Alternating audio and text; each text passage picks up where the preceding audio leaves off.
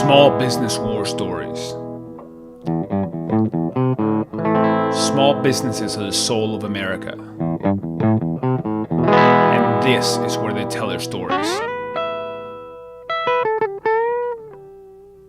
I am your host, Pablo Fuentes. Hey, lovers of small businesses and good stories in general. Welcome to today's episode of Small Business War Stories. And today I had the pleasure and honor to sit down with Mick Whitcomb. And Mick is interesting because I met him at something called the Armadillo Christmas Bazaar here in Austin, Texas, which is a really cool event with lots of artists from all over the country. It's sponsored by Sun Radio, which is a local radio station here. And I walked by Mick's booth and I saw the stuff that him and his wife had out. And he makes this beautiful objects. They're lamps out of old, early 20th century, late 19th century objects. Then he attaches Edison bulbs to them, and they look absolutely amazing, and they're very, very powerful pieces of art. And then his wife does tintype photography. But we got to talking, and he has a really interesting business model where he basically spends 300 days a year on the road, and they make their art, and then they do these shows. So it's basically art in retail without the having to have a physical space. And they used to have a brick and mortar store, and we talk about their transition away from that towards being on the road. So they're basically itinerant artists / merchants, and it's a really interesting business model that is new. I shouldn't say that. It's been, I think, made easier by technology and by the way that things are today and the ability to travel. I guess traveling merchants have always existed, but this is kind of a modern way to do it. And it really dovetails with what we've talked about on the show a lot about people, making money globally or nationally and then spending it in their local community. They live in Springfield, Missouri, and the cost of living there is lower than in some of the markets where they sell, say like New York, LA, Chicago, or here in Austin. So it's a really interesting conversation. We talked about what it's like for him to work and live and travel with his wife all the time, and how that plays out. It's a great conversation. He was also very kind to forgive me because we had to record the podcast twice in 100 and plus episodes. I hadn't had this happen, but I had I made a mistake and the card filled up, and about 10 minutes into our first conversation. So he was kind enough to re-record. And for that, I am very, very grateful because it was a great, great show that I think you'll enjoy as well. This podcast is brought to you by Proven. Proven.com is a company I started, and it is a small business hiring tool. And we also have a great resource for small businesses at blog.proven.com, which is where all of these podcasts live, as well as other articles about how to better run your small business. But if you need to hire, go check out proven.com. We'll help you distribute your job widely to different job boards and help you get that done. Without further ado, let's get into today's episode with Mick Whitcomb of Nomad. And we are live here in beautiful Austin, Texas. And today I have the pleasure and honor to sit down with Mick Whitcomb of Nomad.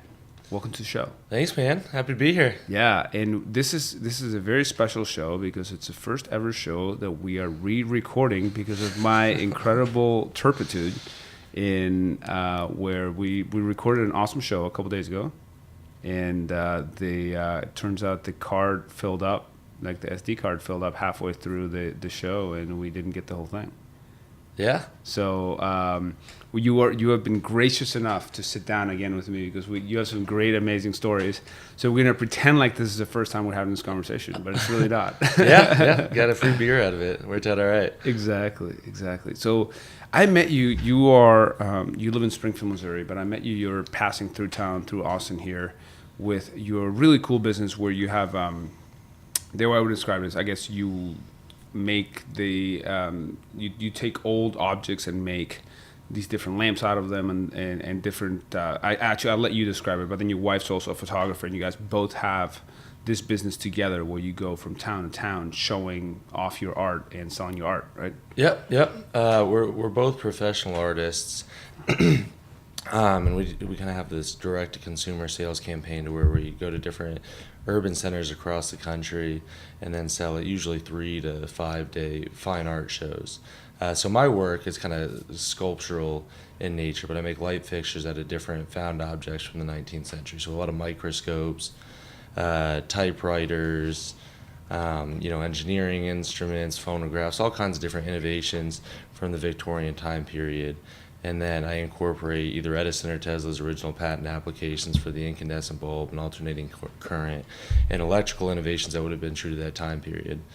And then my wife, her work, she does tintype photography, which is one of the earliest forms of photography. Yeah. So it's kind of reminiscent of the old Civil War Yeah, photos. it's like wet plate collodion, right? Where you basically paint a piece of metal or glass with an emulsion, right? Yep, and that's what makes it light sensitive, and then it becomes a direct positive onto that specific plate itself. So there's no negative, there's no way of duplicating any of her images. They're all singular editions, which makes it a little bit more exclusive to the buyer, because whatever it is that she's capturing is captured one time, and then there's no way of creating additions from there. Yeah.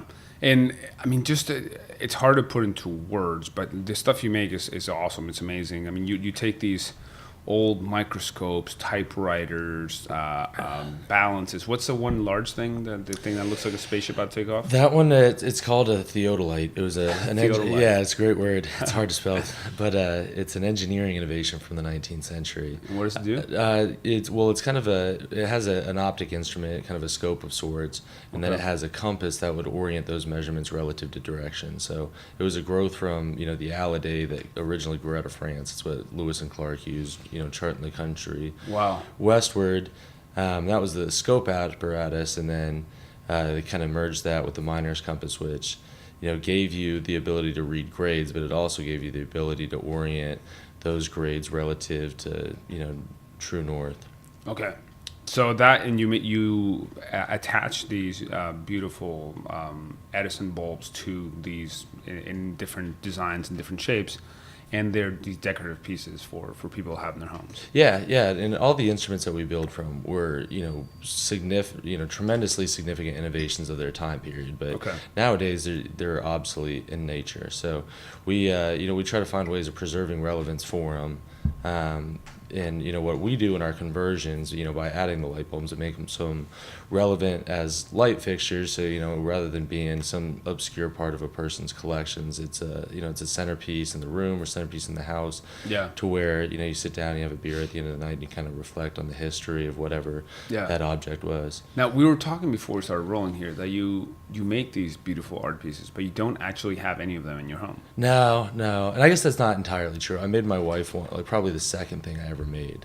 I made a typewriter for her, but it was really early on. It's kind of ugly, so we haven't turned it on in probably 2 years. But I guess it's there. It's more the typewriter is attractive, the joinery and everything that I did. Is there like a thing in your mind there with having your own art in your own place? Is that there's like something there? Yeah, I think a bit. Maybe it's I think a little bit of it might be not wanting to kind of toot your own horn. Like, I really love what I do, and I love that other people can appreciate it, but I feel like you make artwork to look at yourself, and I don't know, it feels a little bit hokey. Maybe not. Maybe that's just me. But yeah, we just I don't know. We just don't have much of it. The objects, absolutely. The objects that we build from, we've got amazing typewriters and balances and all these other really cool obscure innovations, and that's what I really love about it, is the objects themselves.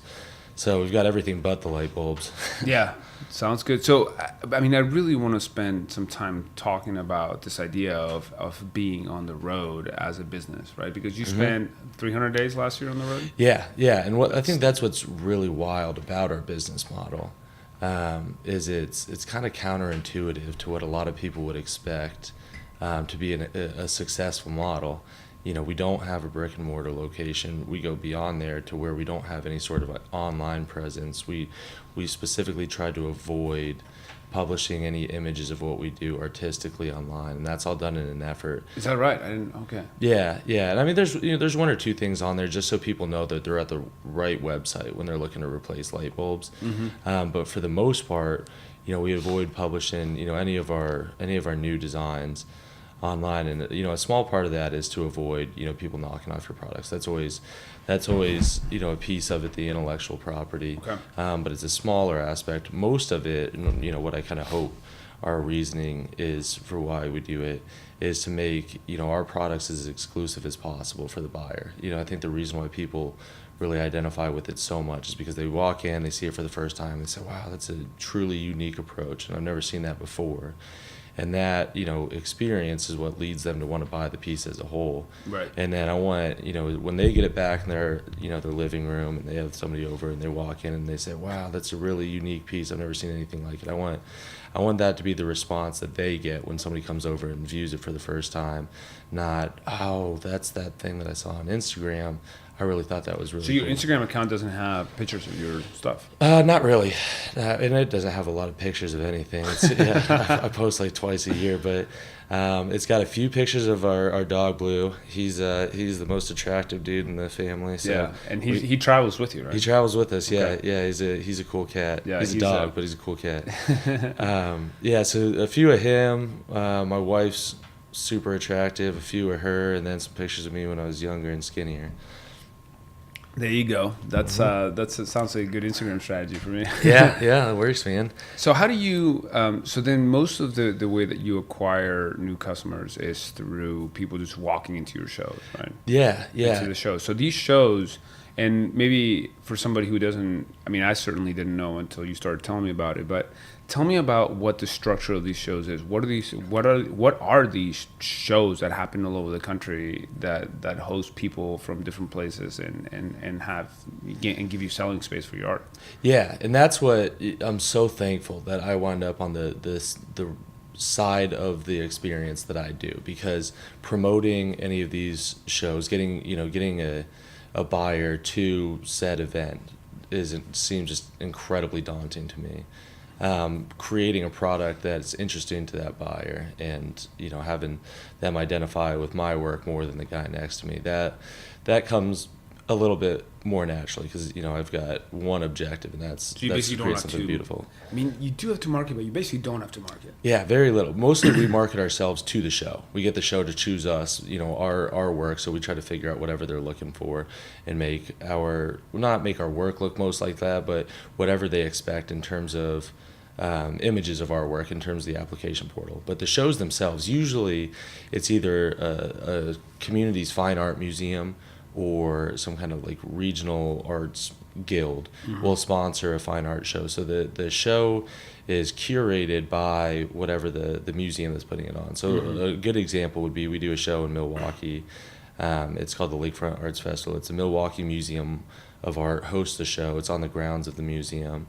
The museum curates the show. So they tell the people in the community, the donors to the museum, people that frequent the museum, they say, come to this art show. You can trust that the artists at this show are, top caliber professional fine artists, because we chose them out of 5,000 applicants. And so people come to the show with, tremendous confidence in you as an artist. They're looking for, something meaningful to put in their home, and there's not that divide of having to prove yourself as an artist. All you have to do is have the product. So you have the built-in audience and in every place, and that also prevents you from, I guess, burning out an audience, right? Because you had, and we can talk a little bit about the transition that you had from a retail store to being a traveling merchant. A traveling artist. Because when you had a retail store in Springfield, Missouri, you do find it was a little bit of a challenge, right? Tim? Oh, it was a huge challenge. And I mean, granted, Springfield is not a huge community. We've got about 300,000 people. But what we'd have is we would create, a really interesting product, and we would create something that we're very proud of.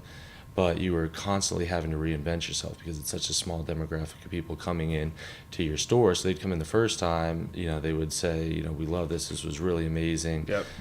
They leave. They come back a week later with, a friend trying to, have a different experience, and to try to have that kind of turnover in inventory to where you can reinvent yourself the next time they come in and have it be, just as engaging is really difficult. But now what we do is we try to hit every urban center across the country once a year, but we rarely visit a city more than once a year, and if we do, it's dramatically different sections of the city, and it's largely different population of people. So you wouldn't come back to Austin in 2 months? No. Right. And if we did come back to Austin in 2 months, chances are, if the first show was, demographic of, 60-year-old and up, whatever, retirees on the south side suburb, then the other one would be kind of the urban center with like a 20 to 40-year-old demographic. Got it. But normally we just don't visit a city more than once. So, right. What we do bring, we bring, the best products that we have. We show it in that community. People, it resonates. People buy stuff. They choose not to buy stuff, whatever it happens to be. And then we have a year to create a different approach, different product line. When we come back to the community the following year, it's an entirely different experience. Interesting. So how is it, like, if you look back a year ago from today, how are the products you're offering today different from what you were offering a year ago? Well, what I do is entirely driven by and entirely limited to whatever the objects happen to be that we find. So I'll go through phases to where I'm really seeking out, a lot of scientific innovations, and I'll be getting really obscure kind of engineering instruments and optic instruments and really quirky kind of physics related experimental devices, and it's very like scientific looking. And then I'll kind of wind back from that and I'll get more into mechanical innovations. We have more typewriters and more printing presses and mechanical objects, phonographs and things along those lines. And it's still it's a similar concept. We're still trying to preserve relevance for obsolete innovations of the past, but aesthetically, the scientific realm, you get a lot of lacquered brass bodies. What about instruments? Have you done musical instruments? Not really, and most of that is because I've seen it done before. Like there's a guy or a woman, I don't know if it's a male or female, but there's somebody in New Orleans that's really well known for putting bulbs on musical instruments, and that ties into the culture of the city real well. Yeah. And I think it's a super cool thing. But everything that I do, even if it is kind of a parallel thought process, it's not me taking somebody's ideas, somebody taking my ideas. If I do see that anything's been done in the past, it loses a lot of interest to me. So we've just never really gone down those avenues. We've used them as design elements before. Paige uses a lot of musical instruments in the vignettes that she stages, just because it's a subject matter that resonates with a lot of people, but I don't do much of it in terms of the conversions. Got it. Okay. Very cool. So you had this transformation. You had a retail store for how long? For 3 years? Something like that? Yeah. So we had our brick and mortar store that was kind of lifestyle products, clothing, jewelry, leather products. And that was, I guess that was maybe 3 to 4 years. And then about a year in, we needed more space because people were really identifying with a lot of the furniture designs that we were making. So we opened a home store, which was, a block down the road. So we had Nomad, which was kind of lifestyle products, and then Nomad Home was the home store. And that was mostly furniture and lighting that we were manufacturing in Indonesia and then kind of importing into the States. So a lot of different exotic hardwoods and things like that. But the whole premise of that, and the name Nomad, there were travel-inspired boutiques that would, kind of chronicle our travels around the world and then bring that back to a community that doesn't have quite as much world influence. Okay. How did you make the transition from a brick and mortar store to now 300 days? Yeah. With the dog and you guys travel on a trailer? We've got a truck, and then we've got a 14-foot trailer that we pull our whole show to get up in. Okay, but you don't sleep in the trailer? No. Okay. No. Gosh, that'd be a long 300 days. Yeah. In a short marriage. But we'll get. I do want to talk about what it's like to travel and work with your wife all the time. Yeah. But let's talk about how that transition happened between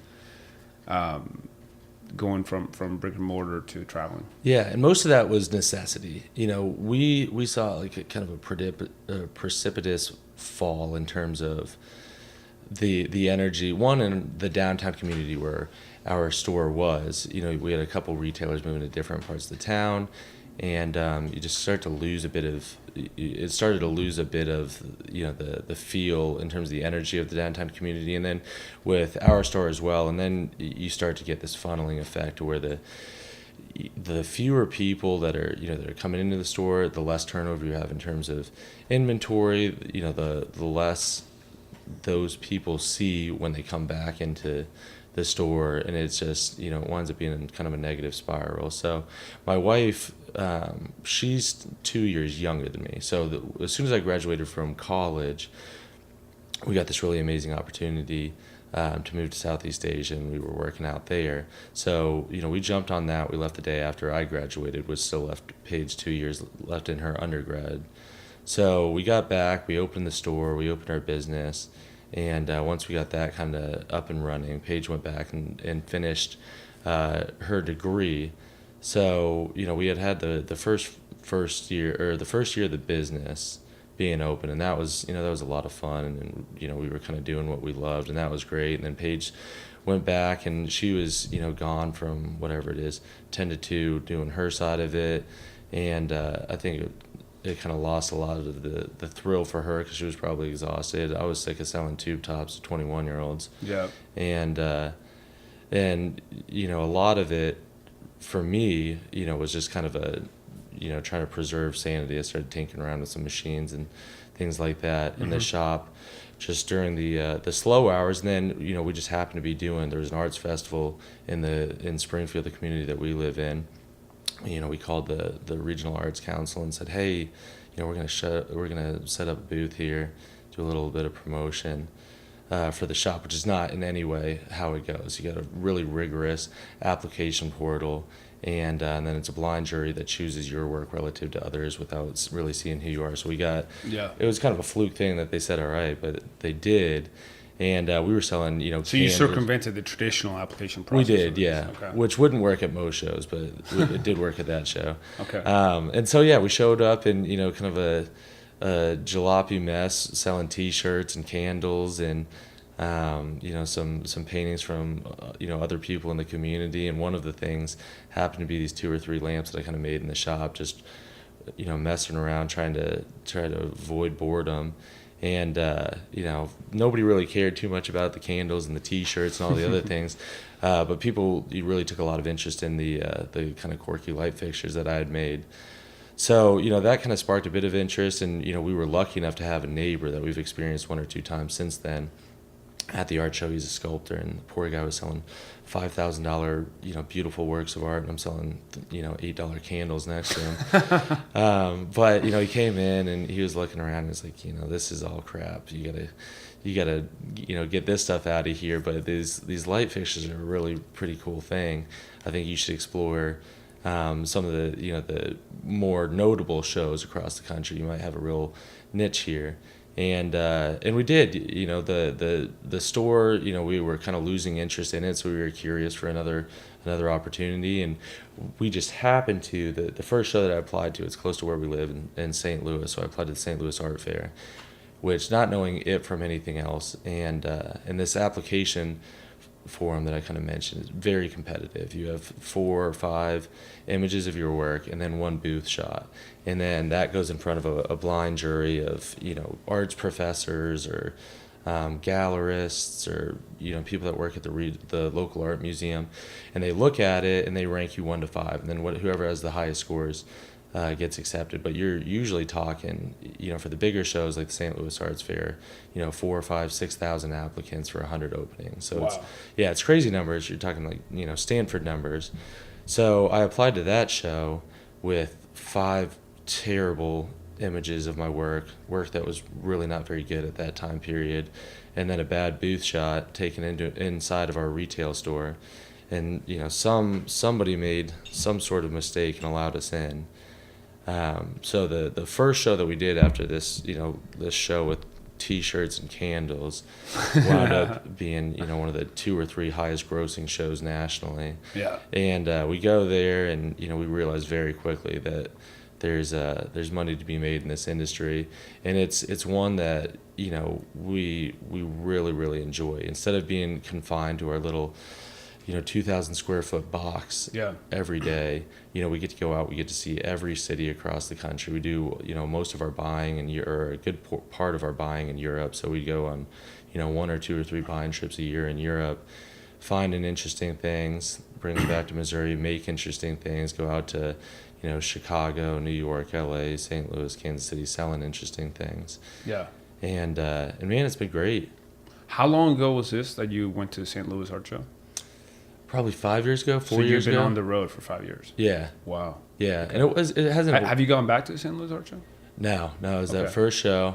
And I don't think it's because I don't think it was my presentation was that bad that I'm like blackballed from it. I think it's just that competitive. And maybe not. Maybe I really, burned some bridges on that one because it wasn't great. But I think, all these things are just so competitive. Yeah. If you get in once, you have people that apply for 20 years and they wind up doing the show one time.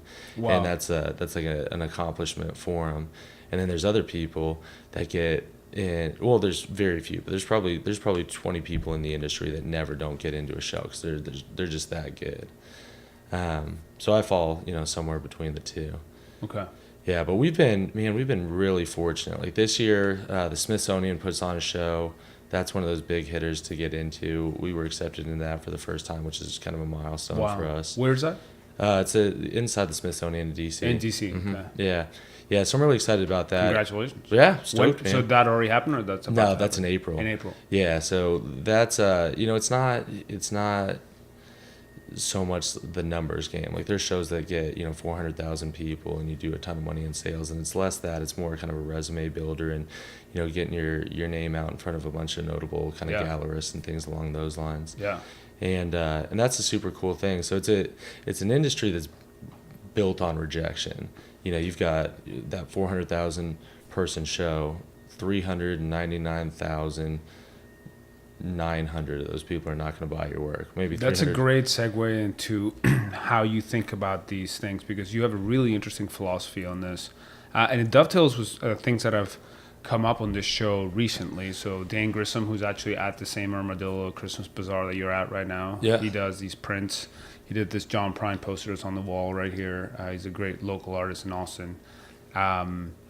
We did an entire episode talking about this. How do you make this transition from making your art to selling your art and to turn that into a business? And then we had Kara Pendle of Carracata Ceramics, where we spent an entire hour basically talking about this notion and this idea of how you need to dissociate yourself from your work and see it as a business if you want to make a living out of it, right? And you have a really, I think, a healthy approach to, because you make these beautiful objects and these beautiful art, and so does your wife, but ultimately you look at it as a numbers game. Yeah, and it may be because I approach this through a background in business, and most recently through a background in retail.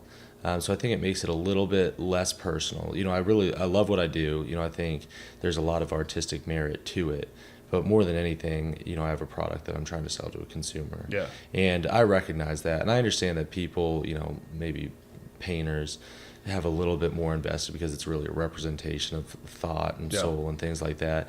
But it's, if you do take it personally, you're going to have a very short career. And I think I mentioned last time, my wife, her degree is in art history, so she talks about this kind of stuff all the time, and it's amazing to get her insight. But she was saying that Van Gogh never sold a single painting in his life, and he was kind of the iconic tortured artist. He's one of the most well celebrated masters in history. Yeah. And that's the experience of a lot of really talented fine artists. But I mean, even like Sublime, so the story of Sublime. Right, he died of a heroin overdose in a motel before ever having known that he made it. Oh, jeez. So there's so many people that way. Yeah, like then the album broke through, and then all the stuff that he recorded before sold after he died. Oh gosh. Yeah, I mean it's a terrible thing. You're always thankful that they become recognized. Later, I guess, but that experience, I think if you approach it strictly from a fine art background, where you're just trying to put your soul on paper, that's great if it's therapeutic for you. It's not great if you're trying to make a living off of it. Yeah. And I think that within the industry that we're in, you see a really good balance because we're all independent fine artists. We don't sell through. Well, a lot of us will sell through galleries, but we're not reliant on gallery sales. Our sales are success is entirely based on our ability to market our work directly to a consumer in front of us. And I think that's a really important thing. I think that your body of work, you want it to be artistic and representative of whatever it is that you're trying to articulate to the buyer, but you also have to recognize that this industry is built on people paying to take that work home, and that's what separates us from the museums that are sponsoring the shows. Yeah. Okay.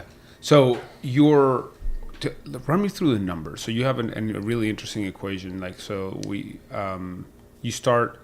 you said some shows have more than 100,000 people, but you said that 100,000 people is a pretty good number. That would be a conservative figure. Okay. You have the monsters to where you get 300, 400, 500,000 people through it. But That if you is say crazy, and this is over a period of 4 days. Yeah, it's wild. That is a lot of conversations, and we'll talk. Yeah. We'll get to the conversation level, because the way you break it down is actually really interesting, because it probably allows you to keep your sanity, because a great majority of the people who go to the show will not talk to you. Yeah, and nor will they buy. Yeah, and that's a good thing too, because you can't talk to 400,000 people, nor would you want to. But yeah. So let's say conservatively, 100,000 people are at the show, and of that 100,000 people, some people it doesn't resonate with them. Some people just don't see it. Some people are waist deep in their churro and they just don't notice that there's art around. So say a third of the people actually stop by your booth. You got 33,000 people actually walk in and take a 15-second look at what you have. Yep. Of that, say a third of those people are interested enough to say, oh, this is cool, what is this? Okay. So now you got 10,000 people that are asking you a question. Sure. And so you got 10,000 people that you engage in a dialogue with. Okay. And that's when you give the elevator pieces, or light fixtures made from innovations of the 19th century, all that other good stuff. Give them a rundown on what you do and why you do it. And then of that 10,000 people, if 1% bought a piece, then you're talking, what do you say it was, 100 people. Yeah. 100 people, our average price point, it changes, but it's about $400. Yeah. That's what our average transaction amount is.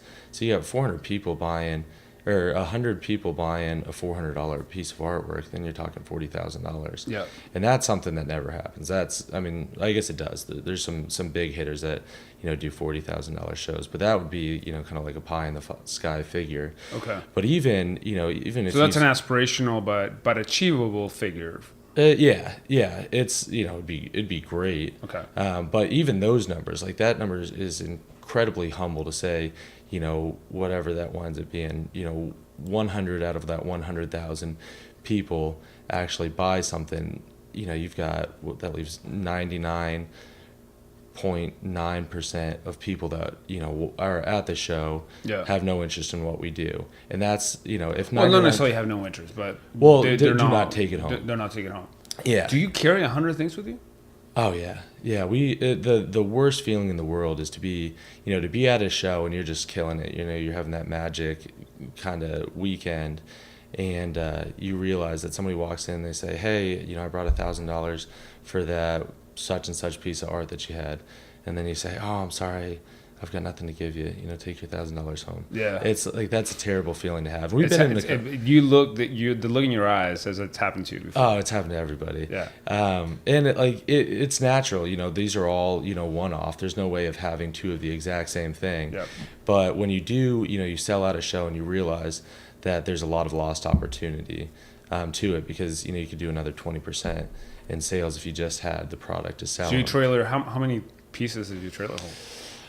Depending on what it is, a lot of, the majority of what we sell are smaller things: telegraph relays, telegraph sounders, typewriters. Typewriters. Like a Corona 3 is a really popular model for us, and it was the first commercially popular portable typewriter, so it's only 5 pounds and 12 by 12 inches. So, it doesn't take up a ton of room. So we might have, usually we travel with somewhere around $75,000 in inventory. Wow. And that leaves, if most of us, if you have a $10,000 show, then that's a great show. So that's a lot of goal. So you were talking about like the aspirational incredible figure would be 40,000 gross, but you consider it an acceptable good show if you do $10,000 gross? Yeah, and everybody's different. You know, in terms of figures, you know, you can never tell because our margins are so lean relative to so many people in the industry. If you're doing paint on canvas and you make, you know, you gross 10 grand, you've got $9,500 in profit, and then you know you get deduct all the you know, the show expenses and the travel and the hotel and all that other stuff. So you're netting whatever you do. But there's a dramatic difference in margins, whereas our products are incredibly lean in terms of the margins that we carry because we have so much invested in the objects that we build from. Right. So, you know, for us, you know, if say our margins are an average of, you know, 50% markup, that's a 33% margin. Yeah. Yeah. That's, you know, that's incredibly lean because $10,000, you know, you've got the cost of materials, you got, you know, that leaves, I guess, 33%. So you're talking $3,300 in profit, and then you got to take out, you know, the overhead and things like that. So, you know, unless you're, you know, stacking up bigger numbers, it you know, loses. So 10,000 would not be you want to do more than that. Yeah, and it's, I mean, I would love to do 40,000 in every show. It's just, it is, you know, you wind up doing what you do. And we've been incredibly fortunate that we've been really successful up to this part. It's been far more lucrative than we were able to do with our 2 retail stores. But it's definitely a different animal. And it's different, you know, it's different for every person that does it. You know, people that do, you know, even mine and Paige's experience, what she does in terms of the, you know, her tintype photography, her margins are far wider than mine are. So we've, you know, just since she started doing her body of work 2 years ago, it's been entirely different experience with her work and my work. And I think that's, you know, I think that's great. What's the breakdown between what percentage of sales are the objects versus the photographs? Well, it's hard to say because we do different shows and you guys don't always do the same show? No. We usually we do the same shows. She doesn't do quite as many shows as I do. So I do 40 shows a year in 35 different cities.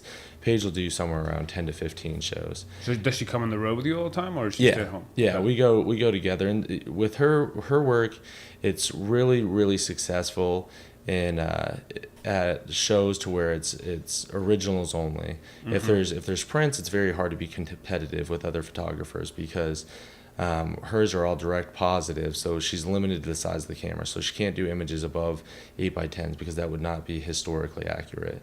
There were very few cameras that could do formats above 8x10 in that time period. So trying to sell, you know, an 8x10 original image that's one of one in a show to where you have people selling prints of paintings and things like that.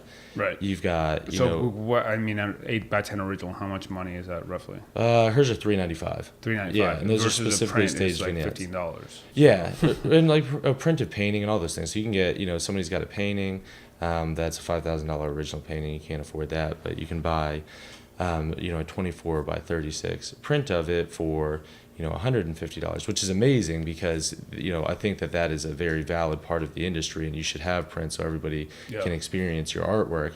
It's just a very hard model to be competitive in. So Paige, she mostly just does, She doesn't do scans of her things? No, she doesn't do any of those.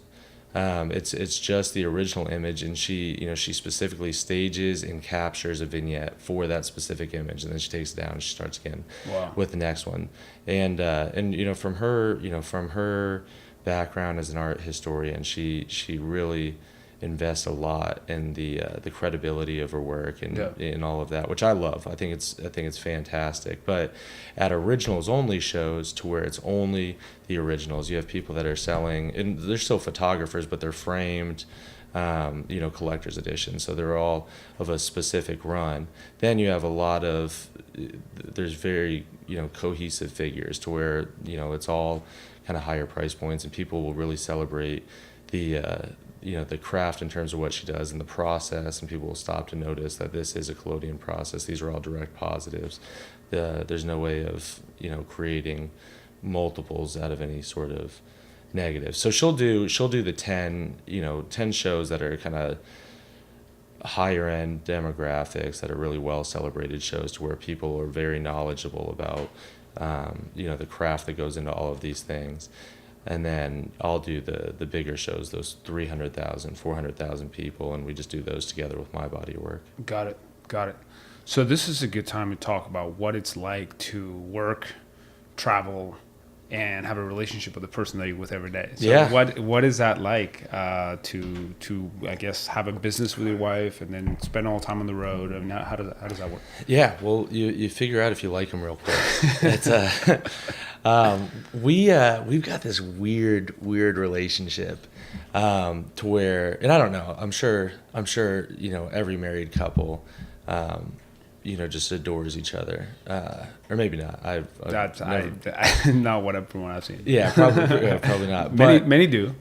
Yeah, I don't know, man. Like, it was just a serendipitous thing. We had a class together at Missouri State. I'm gonna tell this story, which is super slimy and makes me look terrible, but I have to because she'll get mad at me for it. So my buddy Tyler and I, like my best friend, through college, we were the same kind of frat boy mess through our college experience. So we took every semester we left one of those like gen ed classes, the freshman class that you have to graduate. And we'd go and we'd schedule like 4 or 5 of them, and we'd sit down and we'd scout out, which class has the most talent. We'd drop 4 of those, and then we would take the one that had the most attractive girls in it. So we're doing the same thing. It's my first semester of my senior year, and we're in PLS 115, and there's nothing happening there. There's not a lot of talent to be had. And then 15 minutes into my man's lecture, the door opens up, and Paige comes sneaking in the back door. And Tyler and I were sitting in the back row so we can see what's in front of us. Paige sits in the first seat so the teacher doesn't notice that she's late. And it goes me, and then my buddy Tyler, and then Paige is in that corner seat. So I don't mention anything to her.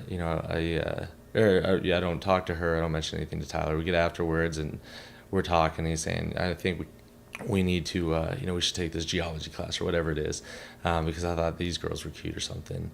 And I was like, Tyler, you already got a D in PLS, so I think you probably just take that passing grade. You do the geology route. I'm gonna stick it out with PLS 115. I'm gonna take a shot at that blonde girl, and all of that was strictly to get his seat in class. So I went and rooted him out of that spot. I took one slide to the right, and I was sitting next to Paige, and she didn't know it at the time. We were like buddies, and we were really good friends for the next 9 months or so. But within the first 2 weeks that I had met her in that class, I was bartending at this local bar, and I went in there. I told them all, I was like, I'm gonna marry this girl. She's got tattoos, super cool, a couple other things that I won't say on the air, but 100% certainty. Going there, I told all those guys. It took So you're gonna marry her? Yeah, outright. And I'm not, I wasn't a mushy gushy guy. I didn't have a whole lot of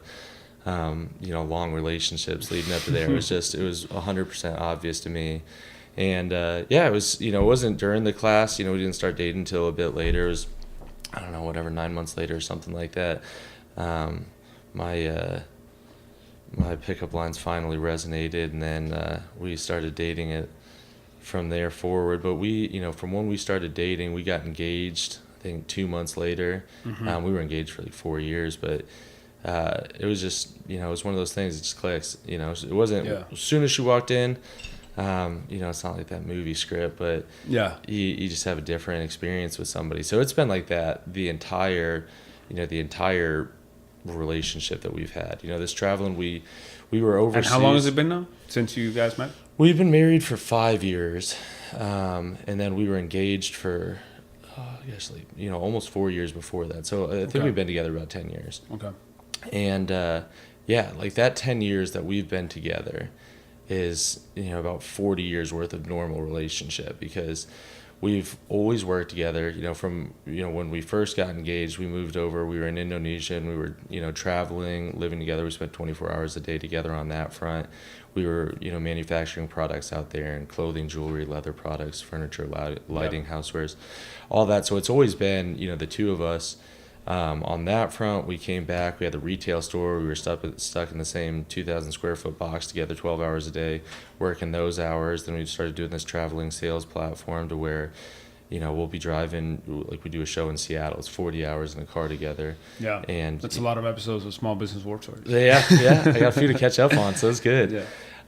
And I think that'd be hard on a lot of people. People, kind of live different lives, or different people. Paige and I, we've just, for whatever reason, our personalities gel real well. So she can spend 40 hours in a car with me, and we can still sleep in the same hotel room afterwards. Yeah. Okay. So you guys, you managed to keep it interesting enough, and also not fight too much. No.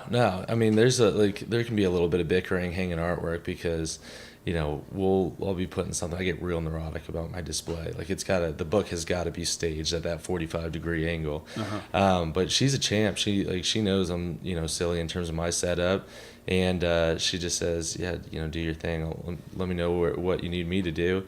And then her setup, she's got her vision for where she wants different pieces to be, and I'll schlep some wall panels. But when it comes to hanging artwork, she tells me what to hang and where, and it's perfect. I think that's a really respectful way of recognizing each person's body of work, and that's kind of their their thing to put out there. But it's not it's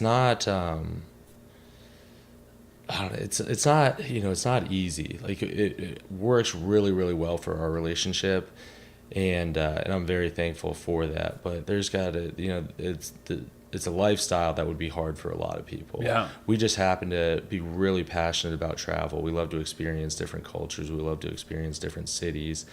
Our best friends, our other artists that we see on the road, and Mm-hmm. it's a really great thing for us. But having kids and juggling 30 or 40 shows a year would be a very hard thing to do. So we're doing this while we can, we still don't have kids, don't have responsibilities. We can be selfish with our time. It's just us and our dog Blue. Sure. So when you do decide to have kids, how is it going to evolve? Because a lot of your business right now is predicated on spending all this time on the road.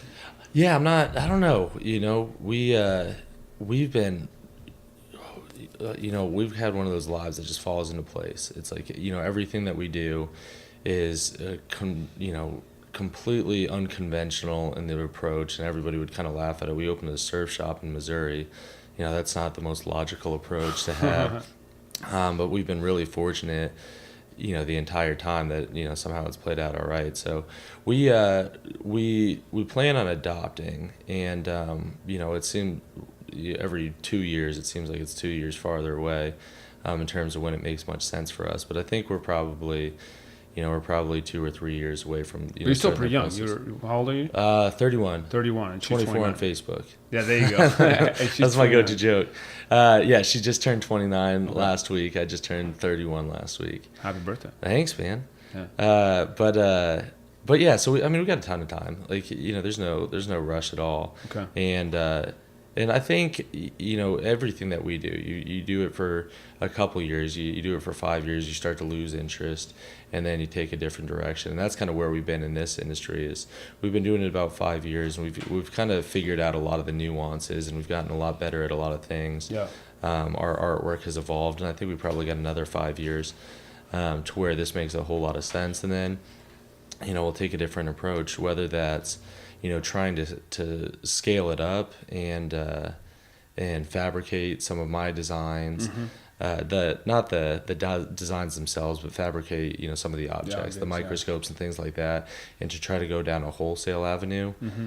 I've been kind of apprehensive to do that thus far, just because I think it takes some of the artistic credibility away. Mm-hmm. But I think there's ways of preserving that. You could fabricate the designs, but then also create originals at a different price point. You said something really interesting, which is that you try to learn new things and do new things every so often, every 5 years or so. Do you think the fact that you've done that has helped keep your relationship interesting? Because even though the constant is the other person, you still have so many new things and so many new experiences, so many new cities, so many new approaches to things that you explored along the way. Yeah. I think that's where all of it comes from. Like with our store, be that travel inspired boutique. What we are able to bring to the community in terms of what we experience in these different cultures, you're constantly you're constantly evolving, because you see something here and you say, oh, that's amazing. I want to do something, that, is amazing as this in my community. And then, you do that and it's an amazing thing. And then you're, in Germany and you say, oh, that was worthless. This is what's really cool. And then you're reinventing yourself and you're doing something entirely different. Mm-hmm. And, I think that's a really cool place to be in terms of our relationship. We grow together in a lot of ways because we have very similar interests. So we experience these things together, and, we have a similar reaction to those things. Yeah. And we say, oh, this is, the most beautiful thing in the world. And, that's something, that we love and we want to emulate, back home. Mm-hmm. And just, experiences kind of form you as a person. Yeah. When we were living in Southeast Asia, you have all those influences, and it's kind of like a gritty kind of culture. You don't have the reliable plumbing, and there's some trash bags floating around and things like that, but it's very like, tranquil and Zen, and you pick up a lot of that like Hindu kind of influence and Buddhist influence and all those other things, and it's very like calming experience. And we were doing the surf bum thing and living that life. And that was an amazing place for us to be in a relationship and as a business. And then we kind of went in a different direction, and, we started doing a lot of travel in Europe on the sourcing side for what we do now, and just in terms of enjoying it. And that's an entirely different experience, to where you're absorbing, the beauty of the architecture and the beauty of the products manufactured in that time period, and the quality control and the attention to detail, and the churches and cathedrals and like that. There's so much beauty to be absorbed in those avenues, right, that it kind of turns you in a different direction. You kind of have a different path. That's cool. So you get like all this constant kind of refresh of the mind that helps you see everything with new eyes. Yeah, and that's what living in Missouri.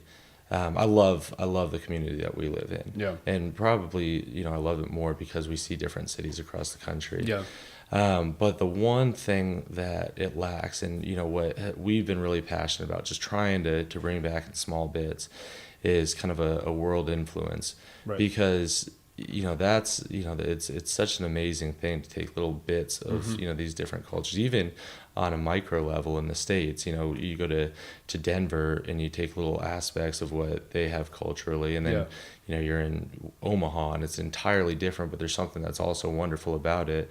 And whatever positive aspects of those different cities and the culture of the people, you can bring back in small ways and kind of expose your community to, and hopefully it helps to with technology is helping a lot with that, right? So, and one of the things that I've covered in the past and this show and stuff that I've written is this, what I call this idea of the great rehoming, where people are going away to these, New York's, LA's of the world, and then come back to their hometown. So, this guy Seth Lee Jones in Tulsa did that, and other folks that I've met, Matt Ike in Michigan and Saginaw.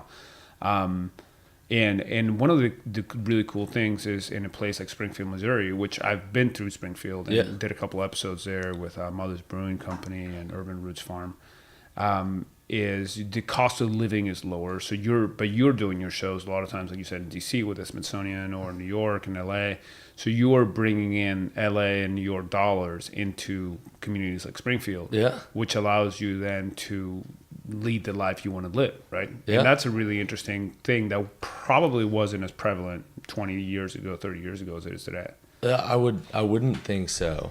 And that's exactly what we do. It's like the Robin Hood approach. We're not stealing from the rich, but we're selling to the rich and bringing it to the Missourians.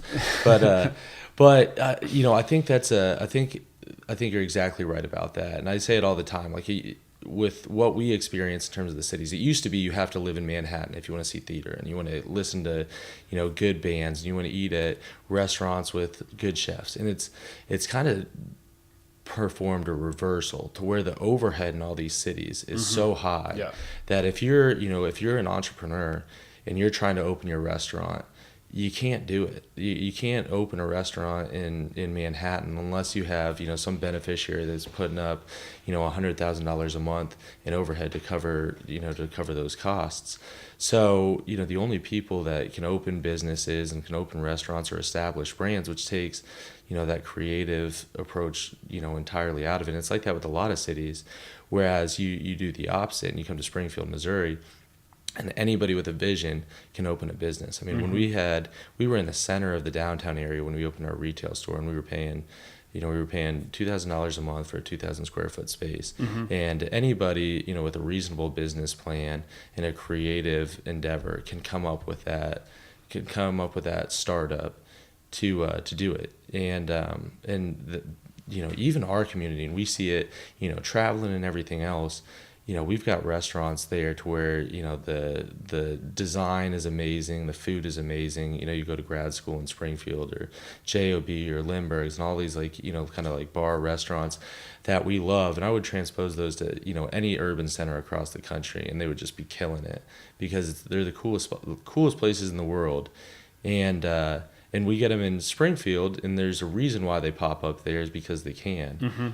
And I think that's an amazing thing, and we don't see it nearly enough in those bigger cities. And you're not using the internet to sell as much, but the same approach can be taken if you have you're making your art, your objects, your product in cities like these, and then selling through Instagram, selling online all over the world. So you bring in global dollars to your local communities. Yeah, and I think a lot of times that's going to be the driver of what leads to the revitalization of these communities that maybe lost their manufacturing base and maybe lost a lot of their economy over the last 30, 40 years with manufacturing going abroad. Yeah, and I wish I could. If I could figure out this whole internet contraption, then I'd be styling. But can't. simple man. But I think absolutely. With what I do, and what Paige does, being fine art based, we're lucky because it is something that's more powerful, experienced in person, and that's why I think our sales platform works really well for us. But there's so many people that create these super cool products, whether it's coasters or nose rings or who knows what it is, and they live in rural Arkansas, and they have 8 billion people to sell to, whereas that's never been around before. And we mentioned it last time, to scale it up to a macro level. Everything that we've discussed here and everything that I think about on a daily basis is marketing our work to 350 million people or whatever it is in the United States, which seems vast to us, but you've got, I was reading something that was talking about, the emerging middle class in China. I was like, oh, that's cool. They've got 30% of their population is kind of doing what our population did in the 30s and 40s, to where you have this manufacturing base and you've got a good living wage, within their communities. And I was like, well, you got 30%. That is this emerging middle class. What does that represent? And 30% of 2 billion people. You're talking 600 million people. Yeah. It's like, oh wow, you got two Americas that are starting to do all right. And it's like, that is wild, So you scale that out, 10 years or 20 years, and you imagine where we're going to be in terms of creating products and marketing them to a middle class in China instead of manufacturing products in China and selling to this tiny little island country. In America, and I'm sure there will still be more of that, but I love the thought of American-made goods sold internationally, and not just the tech industry, which is easy to do. Well, no, that's incredibly difficult to do. But tech, you have a lot of innovators that want to live in America because it's an amazing place, and then you can sell outside of the States. But like artisans and craftspeople that are creating these amazing works of art and then selling them to to populations around the world is a very cool thought process. That's awesome. Yeah, I'd never thought of that. So that's something that can definitely see that might be it's definitely for small scale American manufacturing, something that can have a big impact. Yeah, I think so. And I think whether it's the small business Saturday concepts or all these different, pushes to focus on more local approaches as opposed to commercially manufactured products. Yeah. It seems like there's a concerted effort nationally and maybe, internationally. I'm not as familiar with those avenues, to focus on artisanal products and to try to remember the person that's making whatever it is. As opposed to just focusing on the whatever the product happens to be. And I think that's a great outlook to have. Like I used to be a bartender through college. My wife used to wait tables in college, and I'm so thankful for those experiences because you never buy a beer again, or you never buy a meal in a restaurant again without knowing what that experience is like. And you're built in good tipper because the struggles of being in that position. And I think seeing the people behind any of these industries is a really important thing. Cool. Can you think of a time when things went really wrong? Can you think of a time when, like, during this, being on the road and doing a show, where just everything went sideways, and what did you do about it? Yeah, I did a show in Arkansas once, and that's where it went wrong. That's it. That's a good first line for a song. Yeah, it's you gotta know who your demographic is, and if you make the mistake of trying to sell to to a person that is not your customer. It's not their fault for not buying something that you can predict that they don't want to buy. We're in rural Arkansas, and it's a great show. People do incredibly well at it. There's just not a huge interest in scientific innovation, and we learned a lot doing that and a few other bad shows that we've done. To where you see the statistics of the show and you say, oh, this is average gross sales. This is the overhead. This is a really competitive. The statistics behind it are very competitive. And then you get there and you realize, this was a complete oversight because you kind of lose track of what you do and who the other people So it wasn't a disaster because your trailer burned down or anything like that. It's just a disaster because nobody bought your stuff. It was a disaster because nobody bought our stuff. But it was my fault because, if I thought about it logically, I would realize it's not the best fit for what we do. Okay. In terms of the trailer burning down and all that stuff, knock on wood, we've been really fortunate that we haven't had any of those catastrophes just yet. I've had a couple things like blew out a transfer case and the car died on the road, and wow. We had to go to dealership and buy a new car to hook up the trailer to take the show. But that's a good story. Yeah, but I mean, you survive those experiences. Like yeah. we hopefully luckily we were close enough to a dealership that they towed the thing off, and we picked up another vehicle and made it to where we're going, and that's all part of the struggle. That's all part of what goes along with it. The poetry of the road. yeah it's a grind, man. Like we talked about it last time, but just with what we do artistically, it's hard because you can't predict anything. You right. can have a monster show, you can have an awful show, and it's hard to know the difference between the two until it's done. But being entrepreneurial as a whole is so freaking hard because there's just, there's no security to it. And as soon as you get to that point where you say, okay, well, we finally figured it out and we're really gelling, something falls out of the bottom, and it humbles you completely. And I think, we could be having this, this conversation with a person that runs a bakery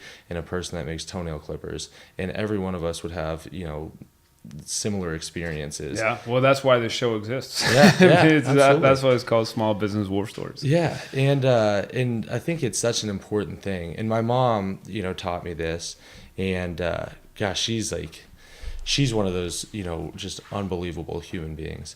And she just got her PhD a couple of years ago, and she's a psychologist and does employee assistance, and used to run drug courts outside of DC and all these other amazing things. But her dissertation or whatever, that huge paper that you write to get to her diploma, was in resilience.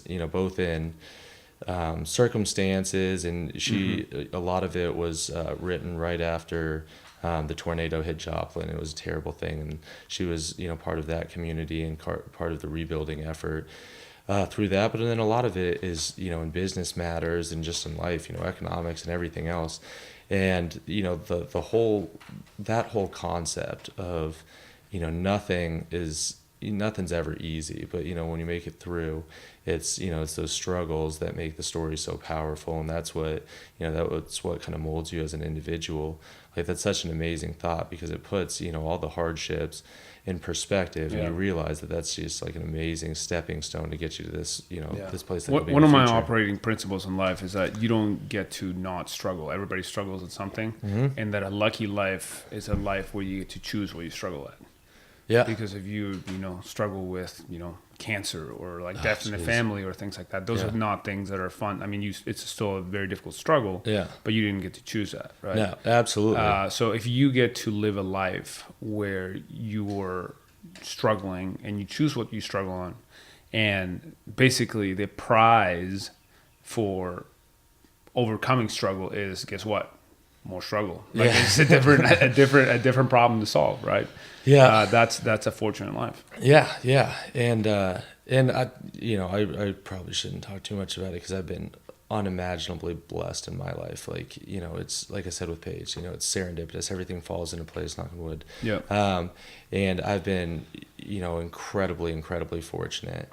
And I know that, the vast majority of the world doesn't have those experiences, but it is, I think it's an important thing to recognize that. I think it's an important thing to recognize, when you're going through something tough, to say, this is really hard for me right now. Yeah. I think comfort's overrated. I think that people seek out comfort as a goal. I think comfort, I mean, sometimes, sure, you can be like, rest and be comfortable and so forth. Yeah. But I think ultimately growth doesn't come from there. Growth comes from difficult shit. Yeah, I agree. You gotta, whatever, strengthen that steel. And that's, that's how you get interesting people. That's how you get successful people. Everybody that, has become successful outside of the lottery, has some, amazing stories that they can tell about when they were truly tested, and, how they handled that, and, how that steered their growth in the future. Yeah, totally. What is the number one piece of advice? So a lot of people who listen to this show are either currently running a small business, or they're thinking about setting it on their own. Maybe they have a job somewhere and they're either considering doing their own thing, or they're already doing their own thing on their nights and weekends and are considering setting it on their own. What's the number one piece of advice, the thing that you've learned in your work that you would share? I think if I was going to give advice to anybody, I think that, having confidence in yourself as an individual, as a craftsman, whatever it is, whatever endeavor you're taking on, if you're a nail technician that's looking to start your own salon, having confidence in your ability as an individual to accomplish whatever your goals is tremendously valuable. But that internal locus of control, that ability to work 16 hours a day and 18 hours a day, and do the grind necessary to manifest any of these goals, is far more valuable. Like, you've got to have that vision. You've got to be realistic about the vision. You can't try to, you can't be trying to do these, pie in the sky thoughts. You've got to have a linear, linear path to get to where you're going. Building blocks. Yeah. And if you do, if you have that linear path, and I think that's why a business plan is so important for, any startups. Like, it's not that you have a great t-shirt concept. It's that you chart out exactly what percentage of market share you plan to capture, exactly how you plan to capture that market share. You run the numbers and you make sure that, it's a profitable, idea. And then you have checks and balances in terms of saying, okay, at the 6 month mark, if we're not here at this figure, then something went wrong, and we need to reassess things, and we need to figure out why we're not at the figure and how we get, to the second step in line. And that's what's so hard about, the entrepreneurial path, and especially the entrepreneurial path with creative endeavors, is our brains are naturally wired to be, chasing abstractions, these like pie in the sky ideas in terms of, creating cold fusion or whatever it happens to be. Mm-hmm. But the logistics of getting to those points, those are the accountants of the world and the, whatever, financiers and the guys that are very analytical and orderly. And usually you're not both. So I think, for me at least, my biggest struggle is to take, these kind of creative endeavors that I plan out and like, where I want to go in terms of my artwork and what I want to do in terms of the business, and to, step back from that and focus on the smaller tasks of what you have to do on a daily basis to reach those points. Yeah. And I think that's probably true for a lot of people. Okay. Very cool.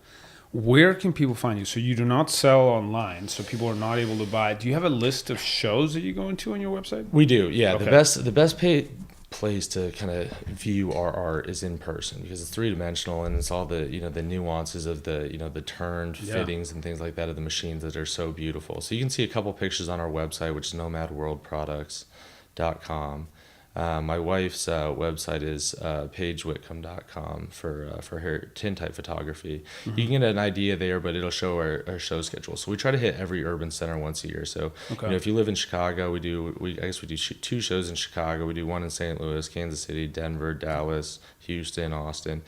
We make our way from Miami to Seattle. So if we are somewhere near your community, it'd be amazing. Come out, check us out. Mention that you saw us on the podcast, and that'd be a cool thing. That would be a cool thing. Yeah, if we get a one person who buy a lamp or an awesome object or tintype from you because of this podcast, I will be ecstatic. Yeah, that's awesome. That's a lot of miles. How many miles do you do a year? I bought a truck 2 years ago, and I bought it with 100,000 miles on a big old diesel powerhouse. And we've got 290,000 miles on it now. So I think 190,000 miles in 2 years. Yeah. I think we're booking about 100,000 miles a year. Where do you stay in hotels along the way? Mostly Airbnbs. Yeah, because Blue, not having any eyes and such. That's right. Your dog Blue is a healer, right? And he doesn't have eyes. Yep. Yeah, he's got no eyes, which is the greatest thing in the world for me, because those blue healers have tons of energy. The cattle dogs, they can run circles around the planet, and I'm a little bit more laid back, a little bit more mellow. So he moves at a slower pace. He's like the greatest guy in the world. My wife has him as a therapy dog, so she can bring him to like hospitals. And where do you leave him during the day, during the shows? We leave him at the Airbnb in a crate or something. No, he just takes over the place, man. He hangs on the couch. And then Paige will go back. Waggers over here. Yeah, it's the same get up. Paige will go out and she'll let him out, like 4 hours in, and hang with him for an hour, and then come back and run another hour of the show. Awesome. Well, thank you so much for taking the time to sit with me for the second time. Yeah. And this time we do have the file here. I'm looking down. We have not run out of battery or filled up the card. So I like it. That's awesome. And that's really cool. What you're doing is really cool. And best of luck in your endeavors. Oh, thanks, man. All right. Happy trails.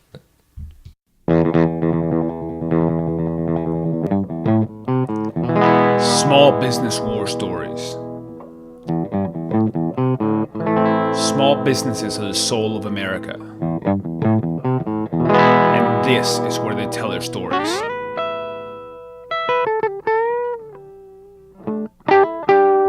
I am your host, Pablo Fuentes.